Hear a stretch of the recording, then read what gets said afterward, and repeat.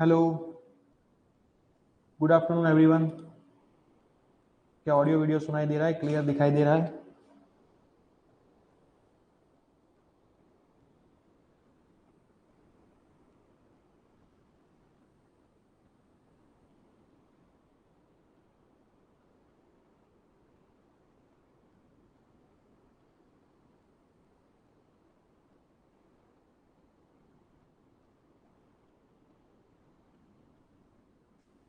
सभी स्टूडेंट्स को पेपर मिल गए? एक स्टूडेंट्स को पेपर नहीं मिला है, मुझे मैसेज आया है। आदिश को, आदिश के अलावा सबको पेपर मिल गए। जयमीन को नहीं मिला। जयमीन, आप पेपर मेरे को सेंड करो, मैं चेक कर लेता हूँ, क्योंकि बहुत सारे बच्चे हैं तो पेपर का थोड़ा मेरे को आप भेज दो पेपर, यहाँ पे वापस भेजो। व्हाट्सअप ही करो, अभी करो। चलो, जिनको जिनको पेपर नहीं मिला मेरे को व्हाट्सअप करो, मैं अभी आगे भेज देता हूँ, चेक करवा लेता हूँ। ऑनलाइन में आए हैं क्योंकि ये मेल में आए हैं सारे पेपर।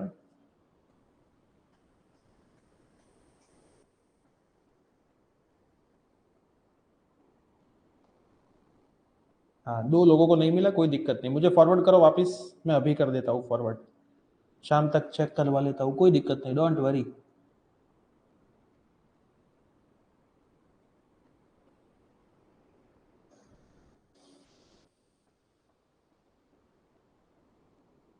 आदिश का तो पेपर चलो ठीक है, मैंने भेज दिया आगे।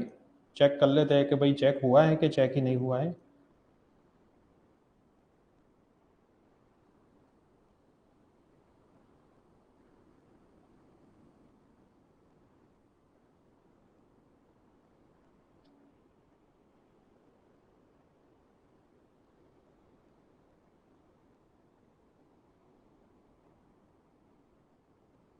ये आदिश फिगर रॉन्ग ड्रॉ करी है सभी आपने। एनर्जी स्टोर इन कैपेसिटर में फिगर ड्रॉ नहीं करी है। उसके बाद के क्यू अपन आर में फिगर ड्रॉ नहीं करी है। उसके बाद पेन से फिगर ड्रॉ करी है कैपेसिटर वाले केस में। डाइपोल वाली फिगर गलत ड्रॉ करी है।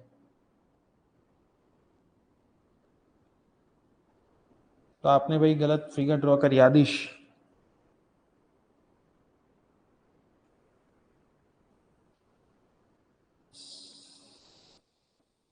आपकी फिगर गलत है।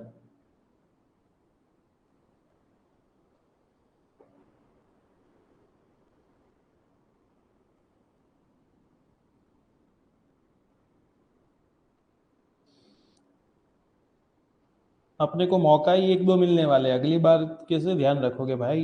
अपने के पास टाइम ही नहीं है अब ऐसे कोई।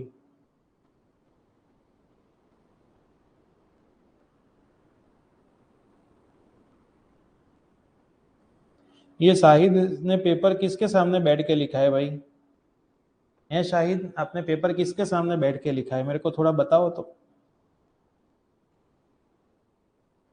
शाहिद, शाहिद मुशानी, शाहिद आपने पेपर किसके सामने बैठ कर लिखा है ये? मेरे को क्यों लग रहा है कि आपने बुक में से देख के पेपर लिखा है।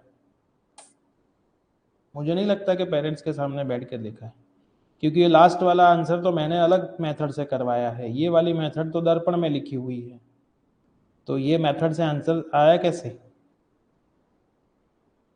बताओ बताओ। मैं आपके पेरेंट्स को कॉल करके पूछूंगा भाई, अभी आपके सामने बैठ के लिखा है कि क्या है आज?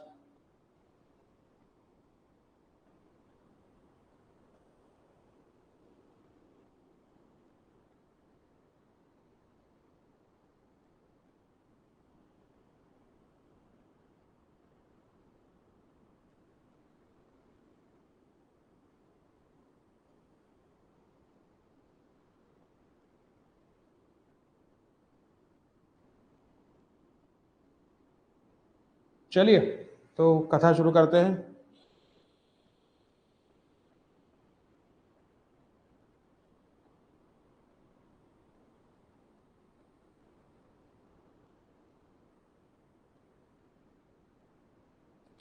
के की वैल्यू 1/4πε0 होती है, खबर ना पड़ी। आपको कोई डाउट है तो मुझे व्हाट्सअप करना है, एप्लीकेशन में मत पूछना, व्हाट्सअप करके पूछना, है ना? हाँ बोलो ना, शू क्वेश्चन? એવું ના પૂછતા હો સર, ચેન્નઈ સુપર કિંગ જીतશે કે गुजरात टाइटन જીતશે એવું ના પૂછતા, એના સિવાય ગમે તે પૂછજો. कल कौन सा चैप्टर है? ओके, कल चैप्टर नंबर 4. दूसरा क्या पूछना था? जल्दी पूछो तो शुरू करें चैप्टर.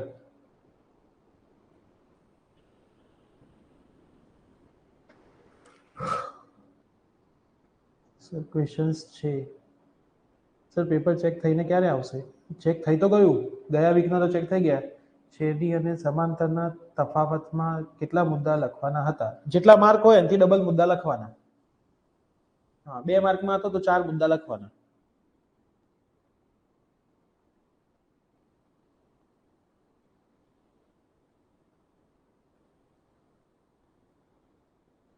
બે માર્કમાં હોય તો 4 મુદ્દા લખવાના.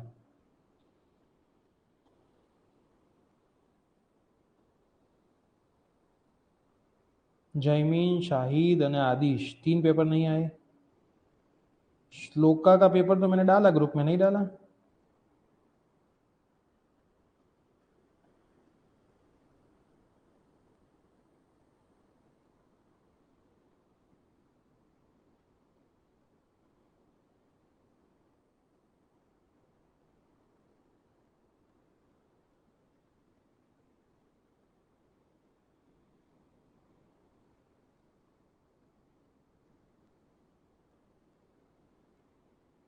શ્લોકાનું ગ્રુપમાં સેન્ડ તો કર્યું લે, કેમ આમ છે?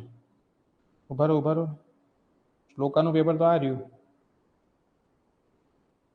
श्लोका भगत ये रहा ना पेपर, ग्रुप में तो शेयर तो किया है, ग्रुप में ही है बेटा आपका पेपर, तो चेक करो.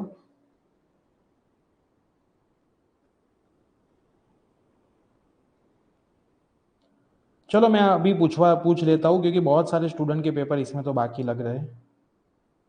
किसका बाकी है? और 1 मिनट, हाँ नैना पटेल का भी बाकी है ना.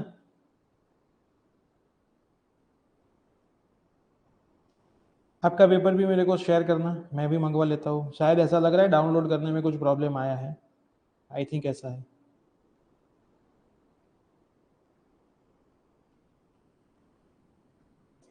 ओके, श्लोका का मिल गया ना, चलो ओके.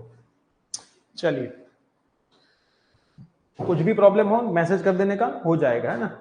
मैं अभी सर को भी बोल देता हूँ कि सर ये एक्चुअल में पेपर का फंडा क्या है, क्योंकि ये ऑनलाइन में क्या हुआ था, पहले मेरे को मेल किए थे, मेल डाउनलोड नहीं हो रहे थे, क्योंकि आपके पेपर इतने बड़े बड़े MB के होते हैं ना, तो डाउनलोड नहीं हो पा रहे हैं. फिर मैंने सर को ऐसा बोला था कि आप डायरेक्ट शेयर कर दो ग्रुप में, इसलिए थोड़ा दिक्कत आया है, बाकी कोई दिक्कत नहीं आएगा. ठीक,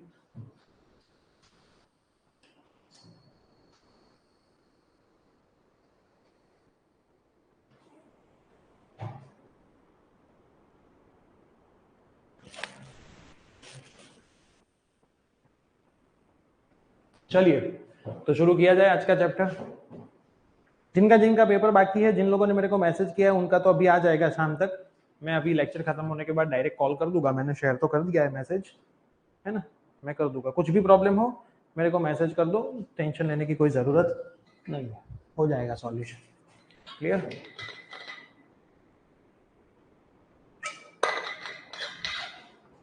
चलो आज हम शुरू करेंगे सोलेनॉइड एंड टोरॉइड की कहानी. पहले हम चलाएंगे सोलेनॉइड, उसके बाद करेंगे टोरॉइड और उसके करेंगे सम. सोलेनॉइड का कुछ ना कुछ पेपर में होता है. सोलेनॉइड बेटा કંઈક ને કંઈક પેપરમાં હોય જ છે, તો આ વખતના પેપરમાં भी બની શકે કે સોલેનોઇડમાંથી કંઈક ને કંઈક આવશે. तो शुरू करते हैं लेक्चर नंबर 3 चैप्टर नंबर 4. सबसे पहला सोलेनॉइड. क्लियर? હવે સોલેનોઇડની અંદર તમારે શું કરવાનું છે? સિમ્પલ, મેગ્નેટિક ફિલ્ડમાં એક લૂપ કન્સિડર કરવાનું છે. લૂપ કયું લેવાનું છે? A B B C C D D A. આ લૂપ તમારે કન્સિડર કરવાનું છે. મેગ્નેટિક ફિલ્ડ તમારું x एक्सिस में જઈ રહ્યું છે. આ જે લૂપની સાઈડ છે એ h लेंथ તમે માનેલી છે. કેટલી લેન્થ માની છે? h. तो अब इसमें ये फॉर्मूला था ampere circuital law. Ampere circuital law, ampere नो सर्किटल नो नियम आओ છે B.dl म्यू 0 सिग्मा i. हमने ये किया हुआ है. क्लियर? कहां से कहां पे करेंगे? ए से लेकर के डी तक करेंगे, पूरा घूमेंगे. क्लियर? तो ए से लेकर के डी में क्या क्या घूमेंगे, ए टू बी जाएंगे, B dot D L, plus B to C जाएंगे, B dot D L, plus C to D जाएंगे, B dot D L, plus D to A जाएंगे, B dot D L, mu zero sigma I. होगा, पूरा चक्कर घूमना पड़ेगा ना, A to B, B to C, C to D, D to A, 4 बार हम घूमेंगे। अब थोड़ा ध्यान से देखो, बी और डीएल के बीच का एंगल कितना है, खूणो કેટલો, बी અને डीएल વચ્ચેનો ખૂણો કેટલો એ આપણે શોધવાનું છે। તો ए टू बी सीधा जा रहा है ना, मैग्नेटिक फील्ड भी सीधा, चुंबकीय क्षेत्र પણ सीधું, એ પણ सीधું, બંને सेम डायरेक्शन में, तो બંને વચ્ચે एंगल કેટલો, 0। तो यहाँ पे दोनों के बीच में एंगल कितना होगा भाई, 0। अब दूसरे के केस में देखते हैं, B to C, B to C है सीधा, मैं चलो थोड़ा शेप करके मजा लेते हैं। देखो इसमें ए टू बी इस तरफ और मैग्नेटिक फील्ड भी इस तरफ, दोनों सेम डायरेक्शन में, 0। दूसरे वाले केस में क्या होगा, मैग्नेटिक फील्ड इस तरफ लेकिन लेंथ इस तरफ, तो दोनों के बीच में एंगल कितना, 90 डिग्री होगा, यहाँ पे होगा ना 90 डिग्री। तो दूसरे वाले केस में बेटा क्या आएगा, 90 डिग्री। यहाँ पे थीटा कितना आएगा, 90 डिग्री। सीडी तो पिक्चर के बाहर ही है ना, सीडी तो मैग्नेटिक फील्ड ની જ બહાર છે, તો અહીં તો બી જ 0 છે, તો સીડી માં આપણે એંગલ થી કોઈ मतलब છે नहीं। और वापस एडी, एडी सीधा मैग्नेटिक फील्ड ऐसे, एडी सीधा मैग्नेटिक फील्ड ऐसे, तो 90 का एंगल, तो वापस यहाँ पे थीटा कितना आएगा, 90। ठीक, अब A to B, B D L cos 0 plus B to C, B D L cos 90 plus C to D, B D L cos 0 plus D to A, B D L cos 90 mu 0 sigma I था, mu 0 sigma I. Clear. अब cos 90 कितना होगा बेटा, तो कि 0। यहाँ पे भी cos 90 कितना होगा, तो कि 0। यहाँ पे तो b ही 0 है, b ही 0, तो ये पूरा 0। और यहाँ पे cos 0 कितना होगा बेटा, 1। तो कितना बचेगा, a to b, b D L mu 0 सिग्मा। यहाँ तक कोई दिक्कत हो तो पहले बताओ, है ना, यहाँ तक पहले कोई दिक्कत है तो बताओ। एक खाली एक बचा बी डी एल, बाकी ये एंगल की वजह से 0। एक में तो बेचारा मैग्नेटिक फील्ड चुंबकीय क्षेत्रनी बहार रमे, है ना, सीडी तो चुंबकीय क्षेत्रनी बहार रमे छे, तो ए तो एमना ज 0 થઈ જશે। ठीक है, तो क्या बचेगा, इतना बचेगा। अब मैं क्या करूंगा, बी को बाहर दे दूंगा, ए से लेकर के B D L mu 0 sigma I, sigma D L मतलब लेंथ, ए टू बी ની બેટા લેન્થ કેટલી છે, તો કે h સપોઝ કરી છે h, તો ए टू बी ની લેન્થ h લઈ લઉં, તો અહીંયા શું આવશે, h। ક્લિયર। હવે સિગ્મા આઈ કેટલો હશે બેટા, માની લો કે આની અંદર નંબર ઓફ ટર્ન્સ n છે, નંબર ઓફ ટર્ન્સ કેટલા છે, n, number of turns n, और लेवल कितने हैं, h। टोटल h लेवल है 1 2 3 4, तो सारे मल्टीप्लाई हो गए। एक लेवल में i करंट जतो હોય તો બે लेवल में કેટલો જતો હોય, 2i। 3 लेवल में 3i, એટલે h लेवल है, तो h i करंट जाए। n टर्न्स है, एक टर्न्स मांथी i હોય तो नंबर ऑफ टर्न्स n હોય तो ni करंट जतो હોય, तो टोटल કેટલો થાય, nhi થાય, n h और i आएगा।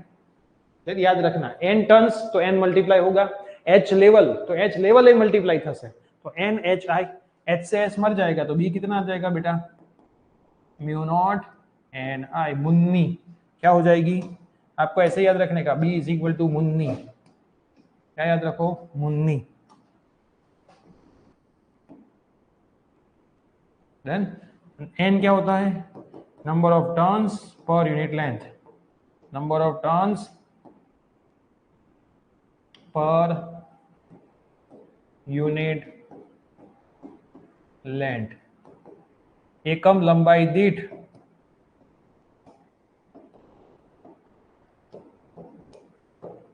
आंटानी संख्या, एकम लंबाई दीठ શું હશે બેટા, આંટાની સંખ્યા। તો ક્યાંથી ચાલુ કરવાનું, પહેલા થોડીક થિયરી લખવાની અહીંયા, है ना, જે ફિગરમાં દેખાય છે એ જ થિયરી માને કથા, है ना, જે તમને દેખાય છે સરસ મજાની કથા લખી દેવાની. મેગ્નેટિક ફિલ્ડ છે આ બાજુ, થંબ તમે વાપરો તો ઇનસાઇડ આઉટસાઇડ આવડે ને બેટા, બધું ઇનસાઇડ આઉટસાઇડ બધું તમે કરી શકો છો. ક્લિયર? આમાં તમે એક લૂપ મૂકી દીધું છે, ABCD વાત કરવાની. AB 0 degree angle, BC magnetic field જોડે 90 ડિગ્રીનો એંગલ, CD તો આઉટસાઇડ જ છે મેગ્નેટિક ફિલ્ડમાં, રમે છે બહાર ક્યાંક. AD 90 डिग्री नो एंगल, तो एंगल विषय बात कर देवानी. तो અહીંયા थीटा 0, थीटा 90, थीटा 0, थीटा 90 की बात कर देने की. फिर cos 0 1 हो जाएगा, cos 90 0, cos 0 1, cos 90 0. फिर सिंप्लीफाई कर दो, b डॉट dl बचेगा म्यू 0 सिग्मा i, b निकलेगा बेटा बाहर, dl मतलब लेंथ, टोटल लेंथ कितनी होगी h, तो h लिख लिया, mu naught n i h, नहीं h क्यों लिखा, number of turns n, level h, तो टोटल करंट कितना NHI, तो NHI लिख के HH मर गया, तो आंसर आ गया. देख लो शांति से, कोई डाउट है तो बेटा पूछ लो,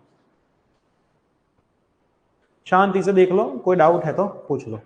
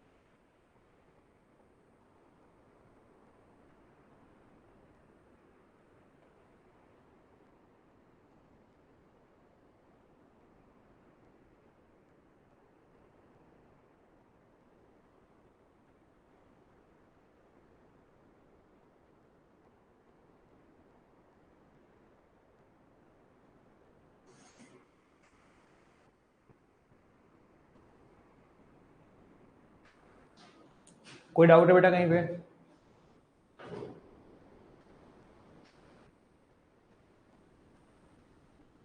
हाँ, બધા ફોર્મ્યુલાનું ફોર્મ્યુલા લિસ્ટ બનાવી દીધું છે મેં. આપણી એપ્લિકેશનમાં તમે જશો ને તો છે જ આખે આખું ચેપ્ટર વાઇઝ બધા ફોર્મ્યુલાનું ફોર્મ્યુલા લિસ્ટ છે. ગુજકેટ વખતે જે સેશન આપણે લીધા હતા ને એની પીડીએફ હજી આપણે એમને એમ જ રાખી છે એમાં જ. તો એ ફોર્મ્યુલાનું જે તમારી લિસ્ટ હતી એ તમે યુઝ કરી જ શકો છો, મેં કીધેલું જ છે.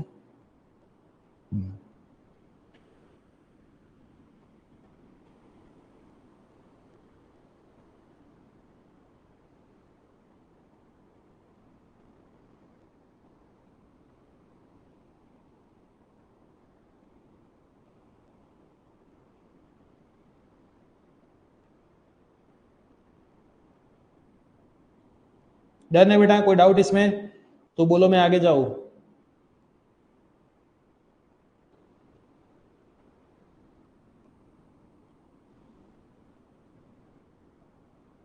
बोलो बोलो जल्दी बोलो.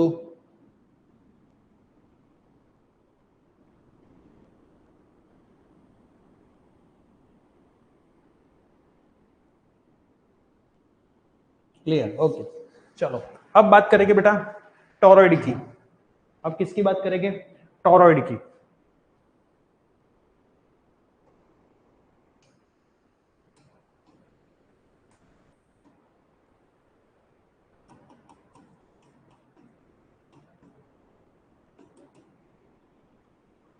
अब एक्चुअली में बेटा टॉरॉइड होता है क्या? सोलेनॉइड में से ही बनाया हुआ होता है. सोलेनॉइड सीधा होता है, उसको आप गोल कर दो पूरा. अपने वो खेलते नहीं थे, एक रिंग वाला आता था, इसको इस तरफ ले जाते थे, इसको इस तरफ ले जाते थे, ऐसा हम हाथ में रख के खेलते थे, रिंग को सेट करते थे. वो पूरी रिंग को आप मिला लो तो वो क्या बन जाएगा? टॉरॉइड बन जाएगा. वो अकेली रिंग क्या है? सोलेनॉइड है. तो सबसे पहले फिगर आपको ड्रॉ कर देने की, गोला दो बना देने के, दो गोले ही, एक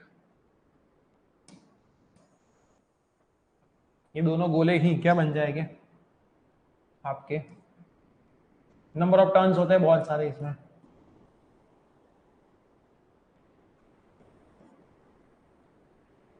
ठीक, इसमें से करंट आई आएगा और फिर करंट आई बाहर जाएगा. इसकी जो रेडियस होगी वो क्या होगी? आर.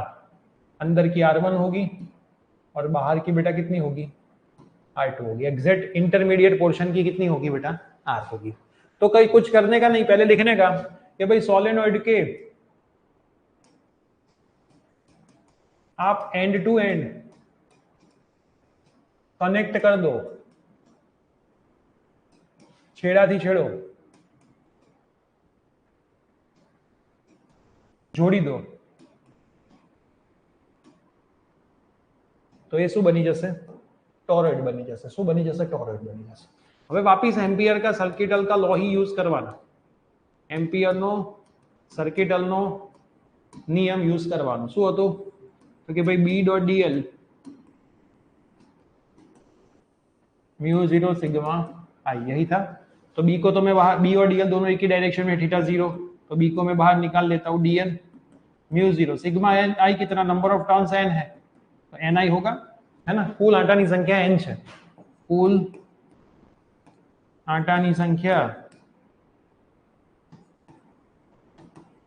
કેટલી છે, n છે, તો ni થઈ જશે, ખાલી n મલ્ટીપ્લાય કરી દેવાનો છે। હવે dl, dl કેટલો, આખું ચકરડું ફરશે, સરકમફરન્સ પરિઘ, પરિઘ કેટલો થશે બેટા, 2 પાઈ r થશે। તો અહીંયા હું શું લખી દઈશ, 2 pi r mu naught ni, 2 pi r जतु रहશે नीचे, तो b is equal to mu naught ni upon क्या आएगा, 2 पाई r आएगा। क्लियर। तो ये आपका क्या हो गया, फॉर्मूला हो गया। अब n upon 2 pi r here, અહીં n अपॉन 2 पाई r શું થશે, આપણે લઈશું n, નાનો n। તો આ તો શું થઈ ગયું બેટા, પાછું એ જ ફોર્મ્યુલા થઈ ગયું, b is equal to Munni. Clear. શું ફોર્મ્યુલા થઈ ગયું, b ઇઝ ઇક્વલ ટુ મુન્ની।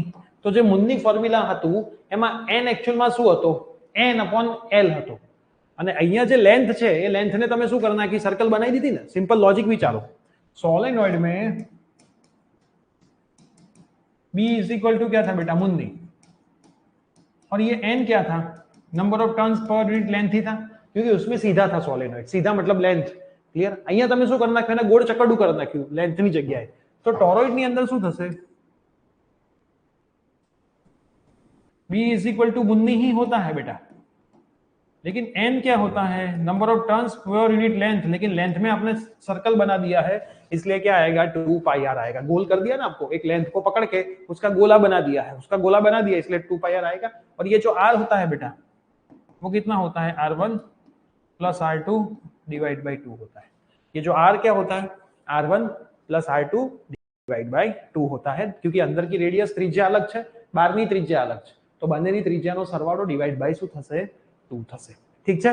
देख लो, आया नहीं है पेपर में, सोलेनोइड आया हुआ है, टोरॉइड नहीं आया है। सोलेनोइड तो last time I think repeater के पेपर में ही था, है ना। टोरॉइड अभी तक नहीं आया है, तो दोनों में से कोई भी आ सकता है। शांति से देख लो।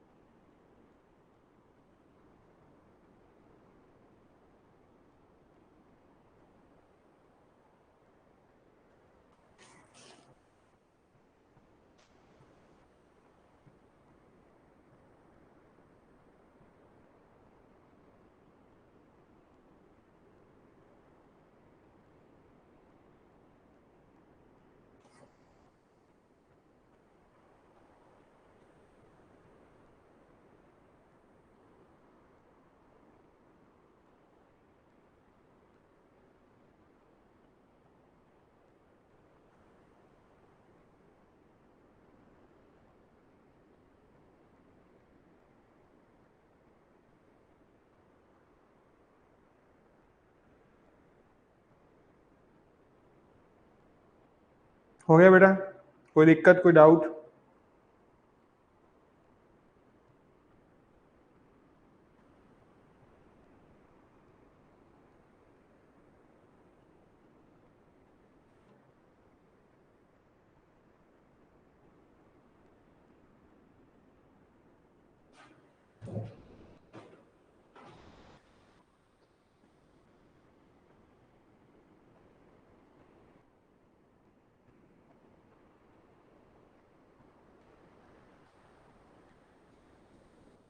ચેપ્ટર 2 નું 25 માર્કનું પેપર તો ગયા વીકમાં જ સેન્ડ થઈ ગયું છે ગ્રુપમાં. એ તો એના આગલા વીકમાં ટેસ્ટ લીધી હતી ને આપણે.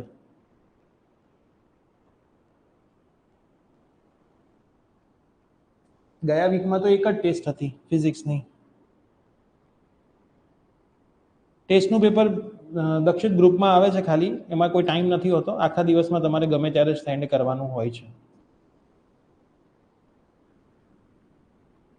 લાસ્ટ વીકમાં તો ફિઝિક્સની એક જ ટેસ્ટ હતી, એ ટેસ્ટનું પેપર તો આવી ગયું, અને એક એમસીક્યુની ટેસ્ટ કાલે હતી, એ પેપર હવે આજે સબમિટ થશે એટલે 2-3 દિવસમાં આવી જશે.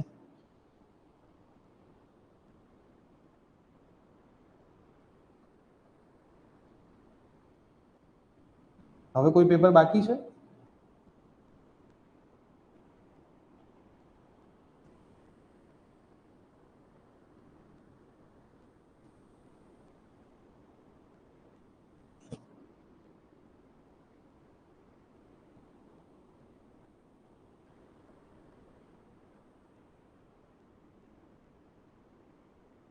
આ તમારું 30 માર્ક વાળું પેપર જે હતું એ આવ્યું ચેક થઈને.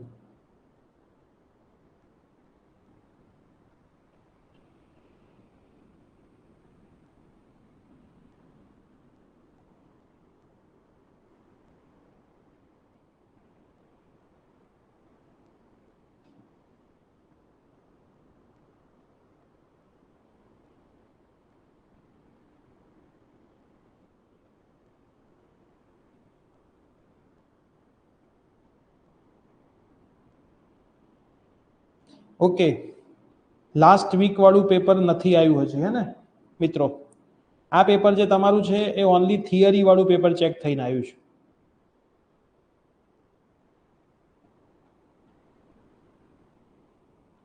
આ 20 માર્ક વાળું પેપર ચેક થઈને આવ્યું છે ને?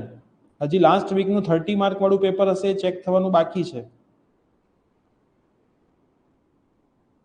હા કે ના?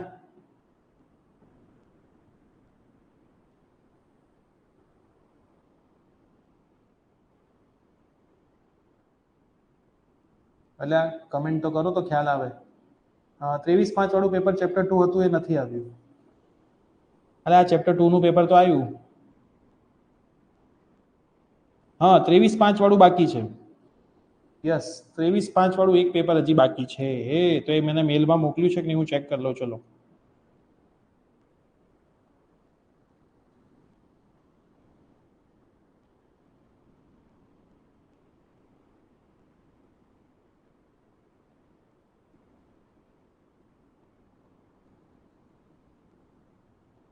યસ, હા, એ બાકી છે. આ તમારું જે પેપર આવ્યું એ થિયરી વાળું પેપર આવ્યું. ઓકે, સમજ ગए ભાઈ, સમજ ગए. સમજ ગए. મેં મોકલી દીધું છે બધું જ ક્વેરી, હમણાં હું સેન્ડ કરી દઉં છું. ઓકે, ચલો, હમણાં હું એ ભાઈને બી સેન્ડ કરી દઉં છું. સમજી ગયો, ડન છે. હું કન્ફ્યુઝન એમાં જ હતું મને કે લોચો શું છે એકચ્યુઅલમાં. ઓકે, એ બી હું ચેક કરાવી દઉં છું. એ બી જો બાકી હશે તો કાલ સુધીમાં એ બી મોકલાઈ દઉં છું. ચલો, force between two parallel wire.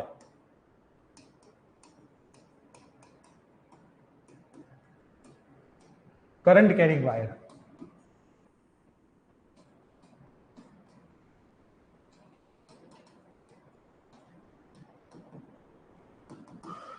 બે વિદ્યુત પ્રવાહ ધારિત तार वच्चे लगतू बर्ड, है ना? दो करंट कैरिंग वायर के बीच में लगने वाला फोर्स, दो करंट कैरिंग वायर के बीच में लगने वाला फोर्स हम देखने वाले हैं. मान लो एक वायर है ये और दूसरा वायर है ये, दोनों पैरेलल वायर है ना? ये अपना IA करंट जा रहा है, इसमें से IB जा रहा है, આ વાયર A છે, આ વાયર B છે, બંને વચ્ચેનું જે ડિસ્ટન્સ છે કેટલું છે? D છે. બંને વચ્ચેનું જે ડિસ્ટન્સ છે એ ડિસ્ટન્સ કેટલું છે આની અંદર? D છે. ક્લિયર? हम क्या करेंगे, આ વાયર 1 બંને પેરેલલ બતાવજો લે પેપરમાં, એન્ટી પેરેલલ કે નોટ પેરેલલ ના બતાવતા, તાર 1 અને તાર 2. ચલો હું એવું માની લઉં છું કે ભાઈ પહેલા વાયરમાંથી કરંટ પાસ થાય છે IA. વાયર 1 સેન્ટેન્સમાં લખજો, તાર 1 એમાંથી કેટલો કરંટ પાસ થાય છે? IA. એના લીધે D ડિસ્ટન્સ પર, D અંતર પર મેગ્નેટિક ફિલ્ડ BA મળશે તમને.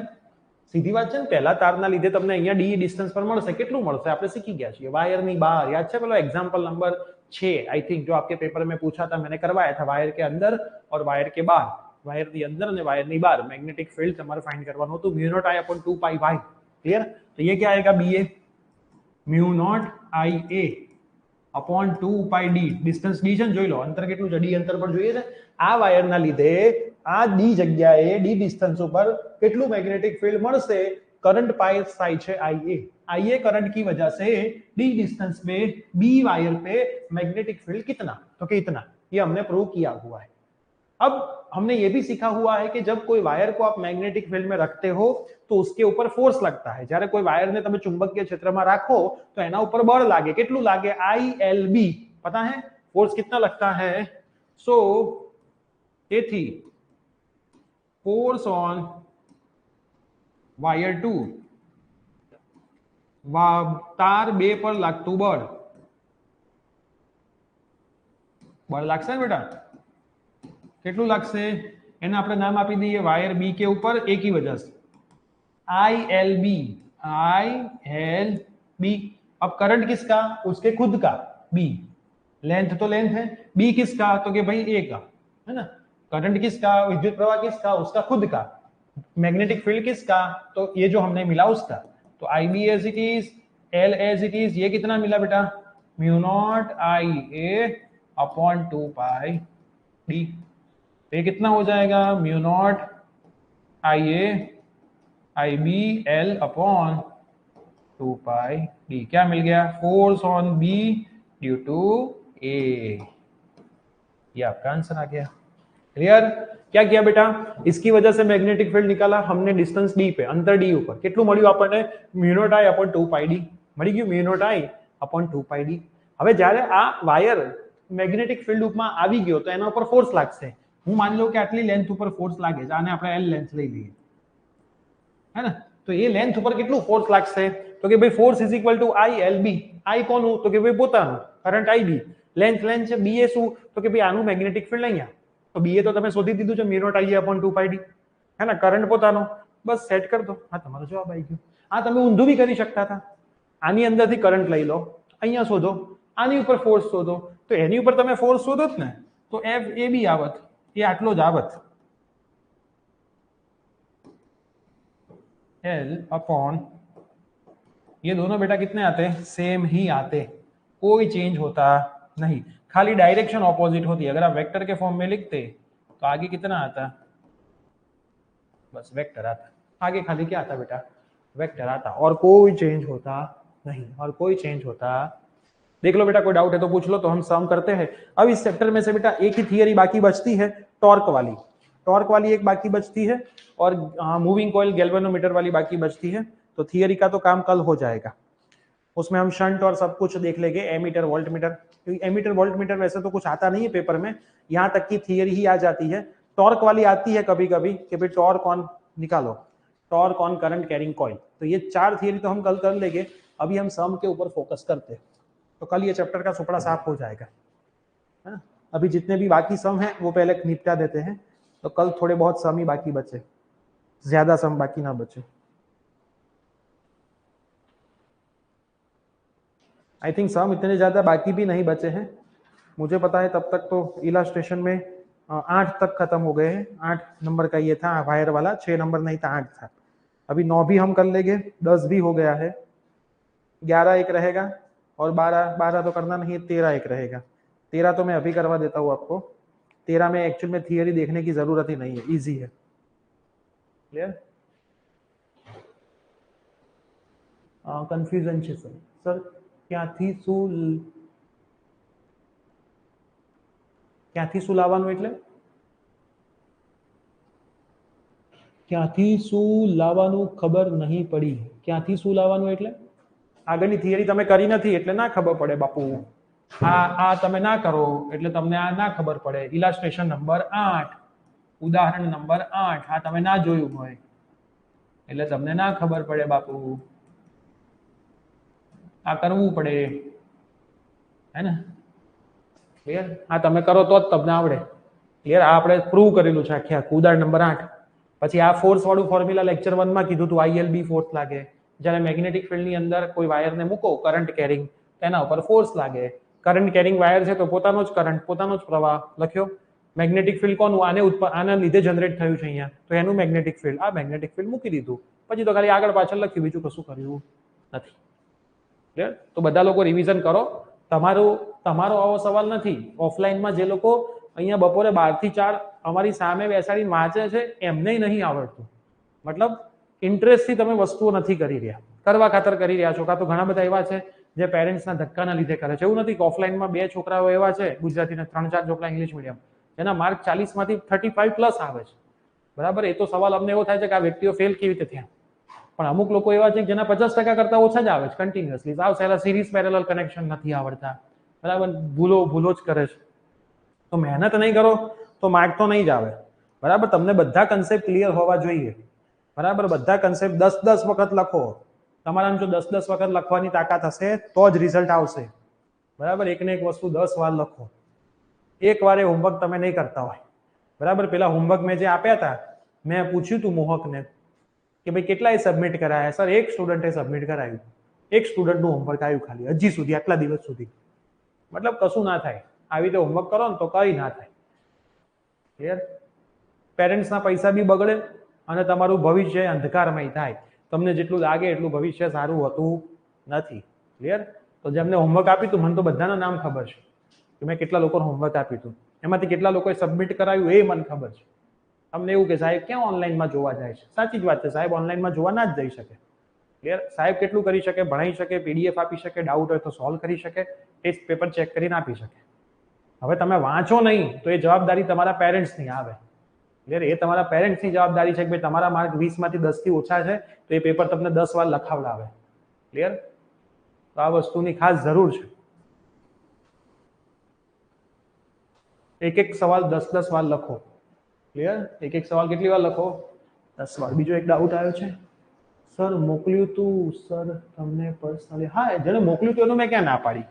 બોલો. હા, મેં ક્યાં તમારું નામ લીધું તમે નહીં મોકલ્યું? મેં કીધું તો ખરું, અમુકનું આવ્યું તો બી ખરું. હું ક્યાં ના પાડું છું? અમુકનું આવ્યું તો બી ખરું.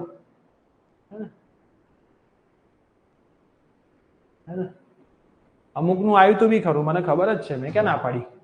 એટલે તો મેં કીધું કે અમુકનું આવ્યું હતું, 1-2 સ્ટુડન્ટનું. બાકી બધાએ નથી મોકલ્યું. હા, બાકી બધાએ ફી જરૂર મોકલી. સાહેબ મારી ફી બાકી હતી એ લઈ લો. એ 100% આવી, એમાં ના નહીં. પણ હોમવર્ક ના આવ્યું હજી સુધી. તમે સાહેબ ફી રાખો, હોમવર્ક ના રાખો. બીજા 1000 જોતા હોય તો મોકલો, પણ સર હોમવર્કની વાત નહીં. એ બધું ખોટું કામ હું નહીં કરતો. મને સર તમે પૈસા કહેશો તો હું તમને હજી બીજા 2000 આપીશ. ચલો, ઇલાસ્ટ્રેશન નંબર 9.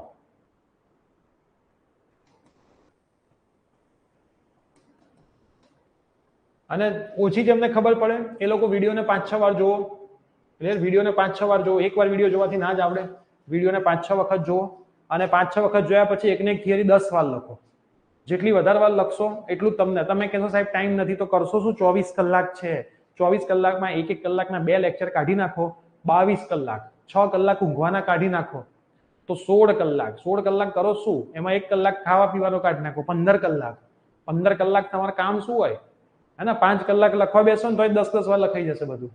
ભાઈ 10 કલાક શું કરશો હજી? ક્લિયર? તો જેટલી વધારે મહેનત કરશો એટલું તમને ફાયદો થશે. મહેનત નહીં કરો તો નુકસાન જ છે. ચલો, એક સોલેનોઇડ છે, લેન્થ આપી છે 0.5 મીટર, રેડિયસ આપી છે r 1 સેન્ટીમીટર, 0.01 મીટર, 500 ટન આપ્યા છે. નંબર ઓફ ટન્સ કેટલા છે? 500 આટાની સંખ્યા, પ્રવાહ કેટલો છે 5 એમ્પિયર, બસ બી શોધવાનો છે. આ તો બેટા બધાને આવડે. સોલેનોઇડ નું ચુંબકીય ક્ષેત્ર બી બરાબર મુન્ની હોય ને બેટા, Munni mu naught N I, mu naught n क्या है number of turns per unit length, B कितना है 4 pi into 10 to the power -7, n कितना है बेटा 500, एल कितना है लंबाई सॉरी लेंथ, लेंथ है 0.5 और प्रवाह कितना है, प्रवाह करंट 5 एम्पियर. इसको सॉल्व कर दो 6.28 into 10 to the power -3. MCQ का मोस्ट इंपॉर्टेंट सवाल बेटा, एमसीक्यू के लिए मोस्ट इंपॉर्टेंट सवाल, एमसीक्यू के लिए मोस्ट आईएमपी सवाल खास ध्यान में रखना. उसके बाद 10 हो गया है, 11 अभी नहीं होगा, कल होगा. 12 करना नहीं है, चलो 13 करते हैं. Illustration number 13.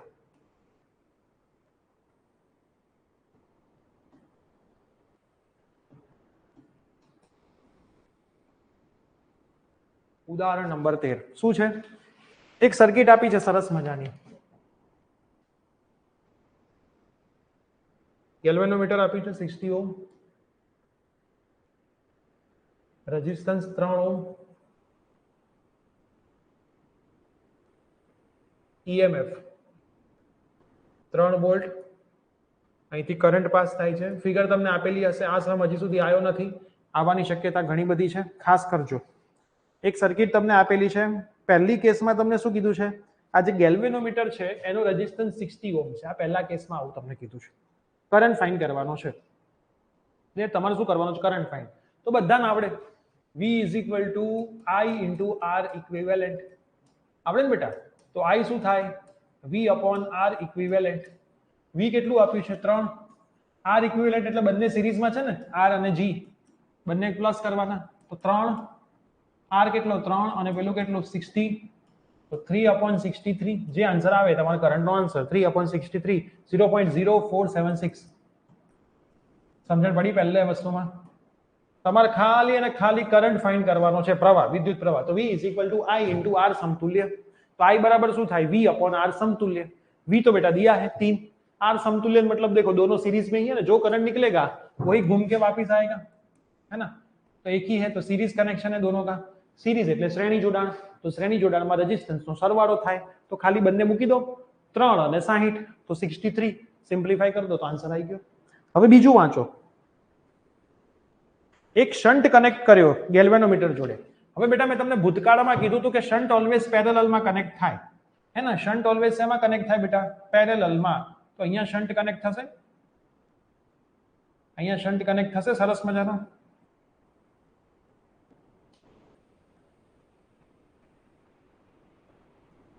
અહીંયા શું કનેક્ટ થશે? શન્ટ. E = 3V. અહીંયા આવ્યો I. આ આપણો રેઝિસ્ટન્સ 3 ઓહ્મ. આ 60 ઓહ્મ તો હતો જ બેટા. અને શંટના કેટલા ઓહ્મ આપ્યા છે? 0.02. ये कितना दिया है बेटा? 0.02 ओम. और करंट घूम के वापस आएगा. क्लियर? तो अब बेटा आपको वापस करंट ही निकालना है कि भाई प्रवाह કેટલો નીકળશે. શન્ટ તમે પેરેલલમાં કનેક્ટ કર્યો. શન્ટ ઓલવેઝ પેરેલલમાં હોય. કાલે હું તમને શીખવાડીશ ફરીથી. Shunt always in parallel with G. Shunt હંમેશા G સાથે સમાંતરમાં જોડાય. શેમાં જોડાય? સમાંતરમાં જોડાશે. ખાસ ધ્યાનમાં રાખજો, ગોખી જ નાખજો, લખીને આપે કે ના આપે. શન્ટ હંમેશા પેરેલલ. તો બસ આમાં શું કરવાનું બેટા? કશું કરવાનું નહીં, સાવ સહેલું જ છે. D V = I × R equivalent. तो I कितना होगा? V/R इक्विवेलेंट होगा. तो V तो बेटा सेम टू सेम ये 3 है, लेकिन R इक्विवेलेंट में अब कौन से हो गए? एक ये 3 वाला होगा और ये दोनों का समांतर. दोनों का समांतर कितना होगा बेटा? ऊपर मल्टीप्लिकेशन नीचे एडिशन, ऊपर मल्टीप्लिकेशन नीचे एडिशन. આ તમને આવડે જ છે. સમાંતરનું સમતુલ્ય શોધતા આપણે બહુ શીખી ગયા, है ना. હવે એમાં મારે કઈ તમને કહેવાની જરૂર નથી. तो ये वस्तु भी आप खुद से बेटा कर सकते हो. तो ये सॉल्व करोगे तो आपको करंट कितना मिलेगा? सर ने सॉल्व किया होगा. ओके. सर की मेथड थोड़ी अलग है, आप मेरी मेथड से ही करना. 0.9934 आंसर आ जाएगा. 0.9934 आ जाएगा आंसर. आप सर की मेथड को फॉलो मत करना, है ना, पीडीएफ वाली मेथड को फॉलो, यही मेथड को फॉलो करना, इनका सिंप्लीफिकेशन करना, प्लस करके 3 बाई कर दोगे तो यही आंसर आ जाएगा। अब तीसरे नंबर पे क्या बोला है, शांति से पढ़ो। तीसरे नंबर पे ऐसा बोला है कि भाई आइडियल एमीटर है, तो बेटा आइडियल एमीटर का तो रेजिस्टेंस 0 होता है, आइडियल एमीटर का तो रेजिस्टेंस 0 होता है, तो सर्किट में बचेगा क्या, एक ही अपना 3 ओम, ये बैटरू और ये गोल घूम के वापिस, तो ये R इज इक्वल टू 3 ओम रहेगा, एक ये अपना 3 वोल्ट का बैटरी रहेगा, करंट घूम के वापिस आएगा, बस इतना ही बचेगा। तो अब करंट निकालो तो हो ए सही सेम ही same, V is equal to I into R equivalent, तो I is equal to V upon R equivalent, V बेटा कितना है 3 ही है, आर इक्विवेलेंट में तो एक ज अवरोध है 3, तो करंट કેટલો આવશે 1 ઓમ આવી જશે। તો બેટા આ પણ 3 માર્કનો મોસ્ટ આઈએમપી સવાલ છે, ખાસ સરસ સમજીને કરવાનો છે। સૌથી પહેલા કેસમાં ખાલી ગેલ્વેનોમીટર અને રેઝિસ્ટન્સ છે તો સહેલું જ હતું, પછી શન્ટ કનેક્ટ કર્યો તો શન્ટ ગેલ્વેનોમીટર के साथ પેરેલલમાં જ જોડાય, સમાંતરમાં જ જોડાય, તો આનું સમતુલ્ય શોધતા આવડવું જોઈએ। પછી વસ્તુ તો એ જ કરવાની છે, અને પછી એવું કીધું કે જે ગેલ્વેનોમીટર છે, એમીટર છે, આઈડિયલ છે, આઈડિયલ મતલબ રેઝિસ્ટન્સ 0, પોસિબલ જ નથી, દુનિયામાં એક પણ એવી વસ્તુ નથી જેનો રેઝિસ્ટન્સ 0 હોય, પણ એમણે કીધું છે તો 0 લઈ લીધો, કાઢી જ નાખ્યું, મેં જોડાણ જ અહીંથી ઉડાડી દીધું, તો V is equal to IR, તો સિમ્પ્લિફાઈ કર્યું તો 1 ઓમ આપણને મળી ગયું। ઠીક છે, તો આઈએમપી સવાલ છે, શાંતિથી જોઈ લો, લાસ્ટ સવાલ હતો। હવે આપણે ખાલી એક જ સવાલ બાકી રહ્યો છે ઇલાસ્ટ્રેશનનો, જે સવાલ નંબર છે 11, અને એમાં પણ એ થઈ ગયું છે, બી અને સી જ બાકી છે, બરાબર। એક્સરસાઇઝ તરફ હું નજર નાખું તો પહેલો, બીજો, ત્રીજો, ચોથો થઈ ગયો છે, 5 થઈ ગયો છે, 6 પણ થઈ ગયો છે, 7, चलो 7 और 8 बाकी है, एक्सरसाइज का 7, एक्सरसाइज का 7 और एक्सरसाइज का 8, ये सारे बेटा एमसीक्यू है ना, खाली डेटा में रखो आंसर आएगा, डेटा में रखो आंसर आएगा। 7 नंबर में 2 પેરેલલ વાયર આપ્યા છે બેટા, ए વાયર અને બી વાયર, એક ए વાયર અને એક બી વાયર, આને હું ए કહી દઉં, આને હું બી કહી દઉં, બરાબર। ए નો કરંટ છે બેટા 8 એમ્પિયર અને બી નો કરંટ છે 5 એમ્પિયર, સેમ ડાયરેક્શનમાં છે, બંને વચ્ચેનું જે ડિસ્ટન્સ છે એ કેટલું છે 4 સેન્ટીમીટર, કેટલું છે 4 centimetre. Force on 10 centimetre section on wire A, wire A ना 10 सेंटीमीटर सेक्शन पर फोर्स फाइंड करवानो છે, આટલા તમારે શું फाइंड करवानो છે, फोर्स। तो फोर्स का फॉर्मूला क्या था बेटा, μ0 I1 I2, अभी अभी हमने प्रूव किया ना, ये तो अभी अभी प्रूव किया, बस तो 4 pi into 10 to the power -7, I1 8, I2 5, कितने लेंथ पे 10 सेंटीमीटर की लेंथ, तो 10 into 10 to the power -2 metre, 2 into pi into दोनों के बीच का डिस्टेंस y, तो y कितना है बेटा, ये y है अपना और ये अपना क्या है l है, क्लियर। तो y कितना है 4 सेंटीमीटर, तो 4 इंटू 10 टू द पावर -2 आएगा, तो f आपको मिल जाएगा न्यूटन में, f आपको मिल जाएगा न्यूटन में। तो ये तो आसान सवाल हो गया, एमसीक्यू में ऐसे ही सवाल आते हैं, मैं हर बार बोलूंगा एमसीक्यू एमसीक्यू एमसीक्यू, क्योंकि आपको पास कराने में सबसे मेजर जिसका हाथ होगा वो एमसीक्यू का ही होगा। તમે માનો કે ના માનો, બી સેક્શન એકલાથી તમે પાસ ના થઈ શકો, એમસીક્યુ થી તમે પાસ થઈ શકશો।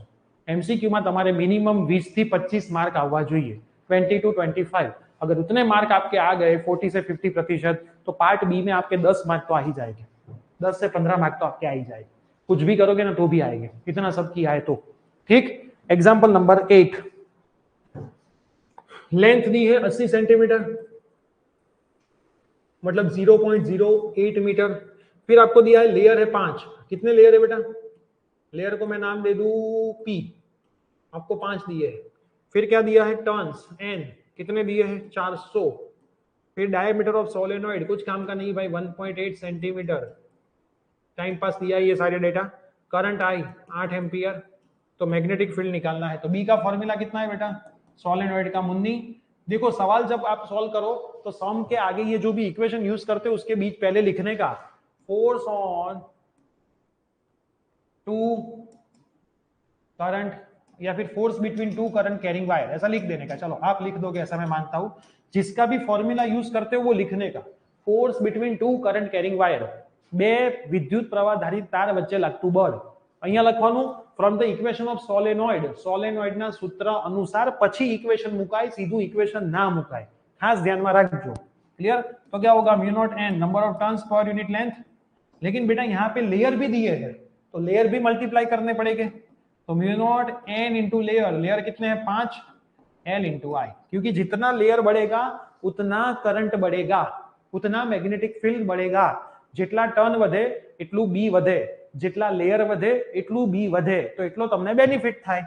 તો क्या आएगा बेटा 4 pi into 10 to the power -7, number of turns કેટલા 400, લેયર કેટલા લેયર લેયર લેયર 5, કરંટ કેટલો 8 अपॉन લેન્થ કેટલી તો કે 0.08।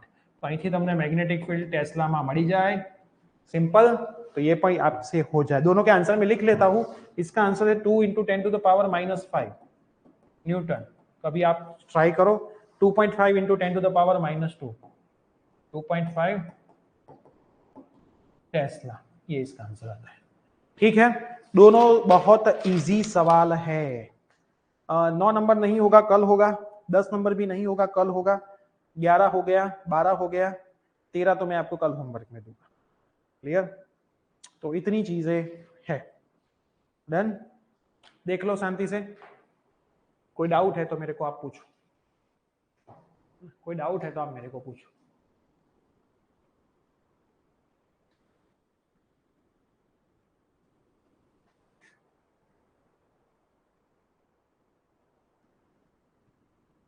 ये भी सवाल देख लो, इसमें भी डाउट है तो पूछ लो, पीछे वाला सवाल भी देख लो, उसके अंदर भी डाउट है तो पूछ लो।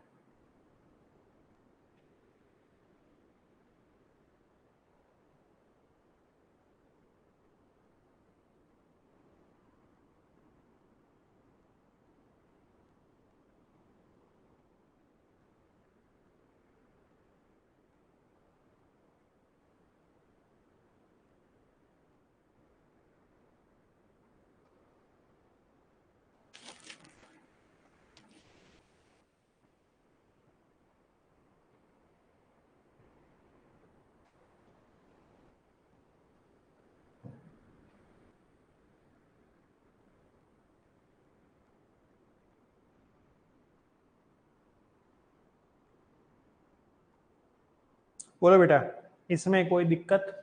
अब मेरे को आपके मैसेज पढ़ने पड़ेंगे।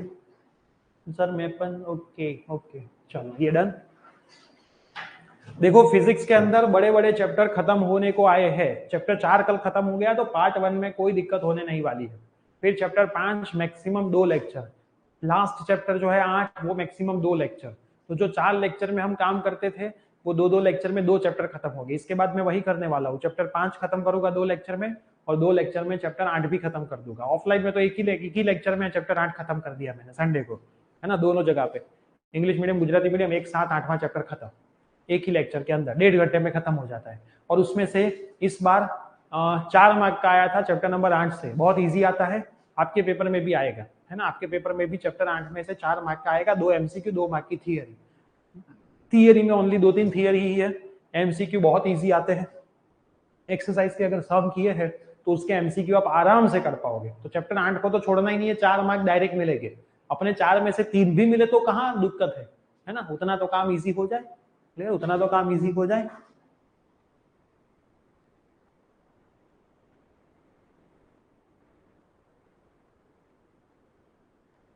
સન્ડેની ચેપ્ટર, હા એમસીક્યુની ટેસ્ટમાં બધા ચેપ્ટર, અને ચેપ્ટર સ્કીપ કરાય તો હું તમને કહીશ, ચેપ્ટર સ્કીપ કરવાનું હું જ તમને કહીશ, હું જ તમને સજેશન આપીશ, એટલું તમારે સ્કીપ કરવાનું છે। હું તમને જે કહું ને સ્કીપ કરવાનું છે, કેમ કે આમાં છે ને સ્કીપ કરવાથી જંગ જીતાશે, है ना। નીટમાં કેવું હોય એમસીક્યુ છોડવાથી સિલેક્શન થાય, તો આની અંદર એવું હોય છે કે સ્કીપ કરવાથી પાસ થવાય। એમાં એસી વાળું જે ચેપ્ટર છે એની અંદરથી સમ નહીં સ્કીપ કરીએ આપણે, સમ બધા કરીશું, કેમ કે સમ બહુ સહેલા છે। તમને એવું લાગે છે કે સમ સહેલા નથી, પણ સમ સહેલા છે, થિયરી અઘરી છે, અને એમાં એસી માંથી અમુક થિયરી હું તમને કહું એટલું તો કરી જ દેવાનું છે, બરાબર, હું તમને શીખવાડીશ, એટલું કમ્પલસરી કરી દઈશું। પાર્ટ 1 માં સ્કીપ કરવા વાળી વસ્તુ ઓછી છે, પાર્ટ 2 માં સ્કીપ કરવા વાળી વસ્તુ વધારે છે, है ना। पार्ट 2 में स्कीप करवा वाली वस्तु વધારે છે, तो पार्ट 1 तो આપણે આખો કરીશું, पार्ट 2 માં બી એટમ્સ ડ્યુઅલ નેચર આખા જ કરવાના છે એમાં, અને સેમીકન્ડક્ટર માંથી બી આઈએમપી જ આવી જાય છે, ક્લિયર। તો જે સ્કીપ કરવા વાળી વસ્તુ હશે હું તમને કહીશ શાંતિથી। કાલના ટેસ્ટ છે કયો ચેપ્ટર? કાલના ટેસ્ટમાં ચેપ્ટર નંબર 4, चैप्टर नंबर 4, आज के लेक्चर तक सब कुछ। કાલની ટેસ્ટમાં થિયરી અને સમ જ હશે મેક્સિમમ, એમસીક્યુ તો 2-3 જ હશે, વધારે નહીં હોય. क्लियर? तो मैं आपको बताता रहूंगा, हम प्रॉपर टाइम के हिसाब से चल रहे हैं, सिलेबस में कोई भी दिक्कत, कोई भी डाउट, कोई भी प्रॉब्लम नहीं है. क्लियर? तो आज का सेशन यहाँ पे हम समाप्त करते हैं. कल का सेशन भी इतना ही होगा, 1 घंटे के करीब ही होगा. चैप्टर नंबर 4 कल आराम से खत्म हो जाएगा. टॉर्क वाली थियरी थोड़ी लंबी है, उसके बाद की थियरी में तो अपने को कोई दिक्कत होने वाली नहीं है, और जो सम बाकी बचे वो बहुत सिंपल सम है, वो भी हो जाएगी.